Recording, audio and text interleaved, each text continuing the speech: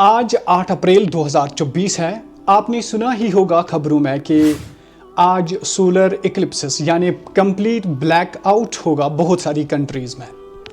तो हम सबसे पहले सूरज ग्रहण को देखेंगे कि सोलर इक्लिप्सिस होता क्या है, क्यों होता है, इसके इस्लामी अहकामात क्या है इस दिन के जब सूरज ग्रहण होता है, और साइंटिफिकली कौन सी लॉजिक है कि ये सूरज ग्रहण क्यों लग जाता है। सबसे पहले मैं आपको एक एग्जाम्पल के थ्रू समझाऊंगा कि सूरज ग्रहण किसको कहते हैं। ग्रहण कहते हैं जब कोई चीज किसी चीज के बीच में आ जाए। फॉर एग्जाम्पल, मैं किसी से बात कर रहा हूं दूर से और मेरे सामने कोई और आ जाए, मैं उसको कहता हूं कि हट जाओ, बीच में से हट जाओ, क्योंकि मुझे वो दिखाई नहीं दे रहा है। बस जो बीच में आता है उसी को की वजह से ये ग्रहण होता है। इसी की वजह से ये सोलर इक्लिप्सिस या ल्यूनर इक्लिप्सिस होता है। मैंने बोर्ड को यूज किया सो दैट मैं आपको बिल्कुल क्लियरली समझाऊंगा कि ये किस तरह से होता है। फॉर एग्जाम्पल, अगर हम एग्जाम्पल लेंगे सन की, ये सन है, सन और ये अर्थ, अपना प्लेनेट अर्थ है जिस पे हम रह रहे हैं। ये प्लेनेट अर्थ, फिलहाल हम मून को यहां पे लेंगे क्योंकि मून भी है। सन से मून डायरेक्टली रोशनी हासिल करती है, लेकिन सन की जो है अपनी रोशनी है। ये एक अलग टॉपिक है, इसमें हम नहीं जाएंगे। जब ये मून यहां पे पहुंचती है, फॉर एग्जाम्पल अपनी ऑर्बिटेशन और ओरिएंटेशन के वक्त, तो ये सन और मून के दरमियान अर्थ आती है। इस वक्त होता है सोलर इक्लिप्सिस यानी चांद का ग्रहण। लेकिन जब यही चांद यहां से यहां पे पहुंचती है, इस वक्त सन और अर्थ के दरमियान ये मून आती है, जिसकी वजह से सोलर इक्लिप्सिस होता है।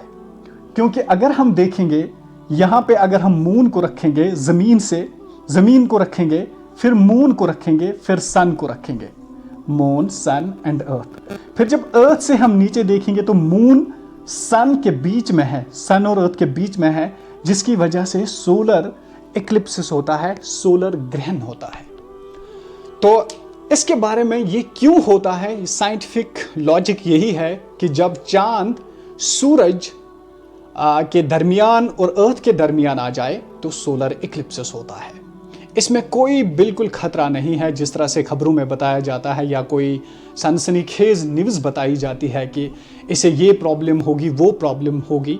बिल्कुल भी नहीं, क्योंकि अल्लाह के नबी सल्लल्लाहु अलैहि वसल्लम के दौर में भी एक वक्त ये सूरज ग्रहण हुआ था, और उसी दिन अल्लाह के नबी सल्लल्लाहु अलैहि वसल्लम का बेटा इब्राहीम इस दुनिया से इंतकाल कर गया।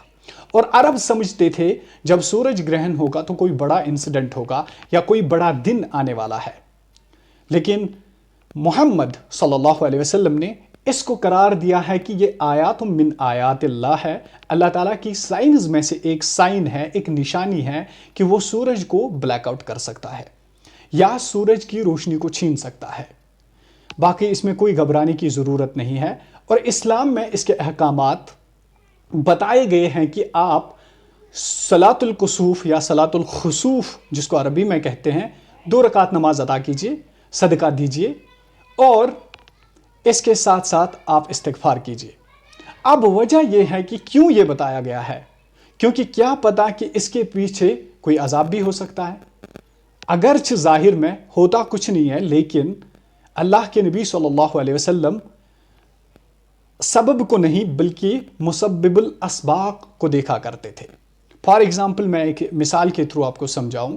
जब बादल आता है तो हम सारे इसी खुशी में होते हैं कि अब बारिश आने वाली है, लेकिन क्या पता उन बादलों के पीछे क्या है, क्योंकि अल्लाह के नबी सल्लल्लाहु अलैहि वसल्लम ने पिछले कौमों को पढ़ा था, पिछले कौमों को देखा था।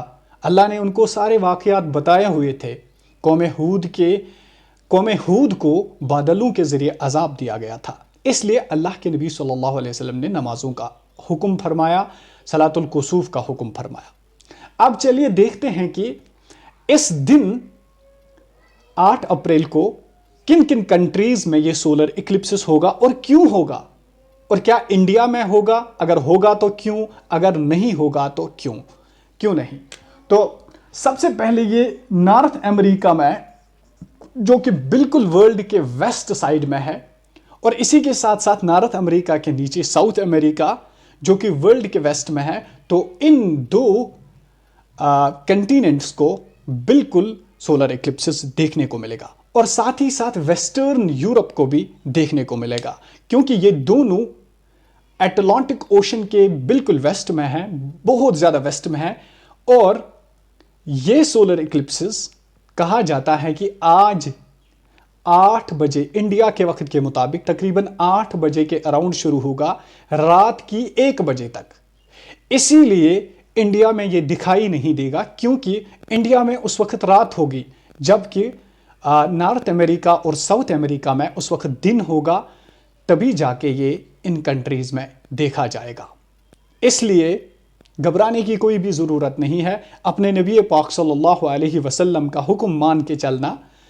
इस के पीछे कोई ऐसी खबर नहीं होती है, लेकिन हो भी सकती है। अल्लाह ताला जब कुछ चाहता है तो वो कर लेता है, लेकिन ये अल्लाह ताला की आयात में से एक बहुत बड़ी आयात है। आया है कि मैं रोशनी छीन भी सकता हूं सूरज की। किस तरह से? साइंटिफिकली यही बात है कि जब मून इसके बीच में आ जाए, अल्लाह ताला इसके बगैर भी छीन सकता है।